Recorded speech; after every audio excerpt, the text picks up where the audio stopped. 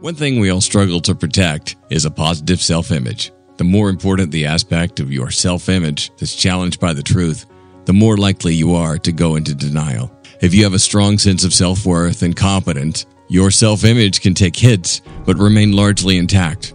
If you're beset by self-doubt, a hallmark of self-righteous AFC thinking, however, any acknowledgement of failure can be devastating and any admission of error painful to the point of being unthinkable. Self-justification and denial arise from the dissonance between believing you're competent and making a mistake, which clashes with that image. Solution? Deny the mistake. Attribute it to an outside element. Women won't play by the rules. Rather than resort to introspection. Maybe I'm wrong about the rules? Therefore, we see AFCs tenaciously cling to a moralistic sense of purpose in their methods, which is only reinforced by popular culture in our media, our music, eHarmony, our religion, etc. Articles of power. The term power has a lot of misapplied connotations to it. When we think of powerful people, we think of influence, wealth, prestige, status, and the ability to have others do our bidding. All of these are not power. As much as we'd like to convince ourselves that women are attracted to this definition of power, this is false. Because what I've described as aspects of power here are really manifestations of power. Here's a cosmic secret revealed for you. Real power is the degree to which a person has control over their own circumstances. Real power is the degree to which we actually control the direction of our lives. When we allow our thinking, our personality disorders, and our mental schemas, combined with their accompanying behaviors, to determine the course of our decisions, we relinquish real power. The man who succumbs, by force or by will, to the responsibilities, liabilities, accountabilities that are required of him by society, marriage, commitment, family, fatherhood, career choice, the military, etc., he is left with very little influence over the course of his own life. The painter Paul Gauguin is one of history's most powerful men. At middle age, Paul was a successful banker with a wife and children, and by all appearances, a man of great merit and considerable wealth. Then, one day, Paul decided he'd had enough and wanted to paint. He left his wife, children, and his money, and decided he would become a painter. He cast off his former life to live the life he chose. He had the power to assume control of it. Eventually, he died in Tahiti, but not after having one of the most interesting of lives in becoming a world-renowned painter. You may think what a horrible man he was to abandon his responsibilities to selfishly pursue his own desires. But the fact remains that he had the power within himself to do so, that most men would shudder to even consider. So entrapped are we in our self-expectation and self-imposed limitations that we fail to see that we have always had the keys to our own prisons. We're just scared shitless to use them.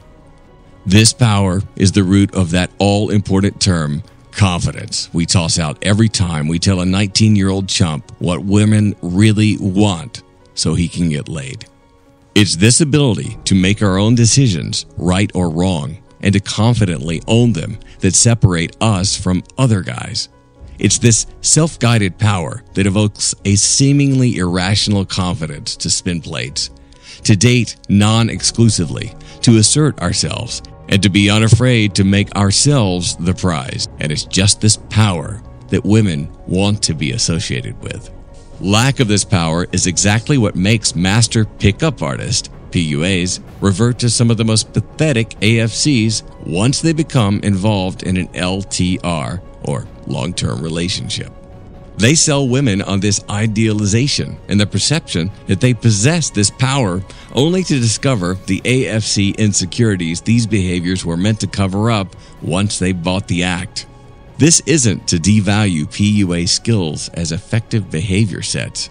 Rather, it's meant to illustrate the behaviors that should be manifest as a result of effecting a real personal change. It should be that adopting a positive masculine mental schema prompts these PUA skills as a result, Instead, we have the cart before the horse in a mad rush to get that all-important pussy we've been deprived of for so long, but masking our deficit in real power and understanding with rote memorized PUA techniques, hoping that by practicing them, they'll turn into natural game and will mature enough to initiate a lasting personal change. We'll return to this later. The soulmate myth. There is no one. Chapter 1. The cardinal rule of relationships. You cannot negotiate genuine desire. This is a very simple principle that most men and the vast majority of women are willfully ignorant of.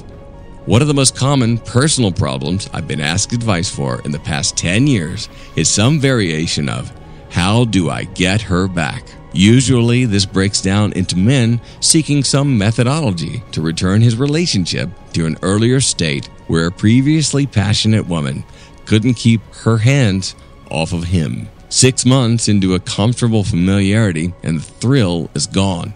But in truth, it's the genuine desire that is gone. It's often at this stage that a man will resort to negotiation. Sometimes this can be as subtle as him progressively and systematically doing things for her in the hopes that she'll reciprocate with the same sexual, intimate fervor they used to have. Other times, a married or long-term couple may go to couples counseling to resolve their sex issues and negotiate terms for her sexual compliance. He'll promise to do the dishes and a load of laundry more often in exchange for her feigned sexual interest in him. Yet, no matter what terms are offered, no matter how great an external effort he makes, so deserving of reward, the genuine desire is not there for her. In fact, she feels worse for not having the desire after such efforts were made for her compliance. Her desire has become an obligation. Negotiated desire only ever leads to obligated compliance. This is why her post-negotiation sexual response is often so lackluster and the source of even further frustration on his part. She may be more sexually available to him, but the half-hearted experience is never the same as when they first met, when there was no negotiation, just spontaneous desire for each other. From a male perspective, and particularly that of an uninitiated beta male, negotiation of desire seems a deductive, rational solution to the problem. Men tend to innately rely on deductive reasoning, otherwise known as an if-then logic stream. The code is often something like this. I need sex, plus women have the sex I want, plus query women about their conditions for sex, plus meet prerequisites for sex, equals the sex I want. Makes sense, right? It's simple deductive pragmatism, but built on a foundation that relies on a woman's accurate self-evaluations. The genuine desire they used to experience at the outset of their relationship was predicated upon a completely unknown set of variables.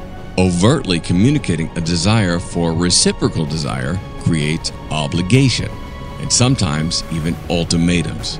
Genuine desire is something a person must come to or be led to of their own volition.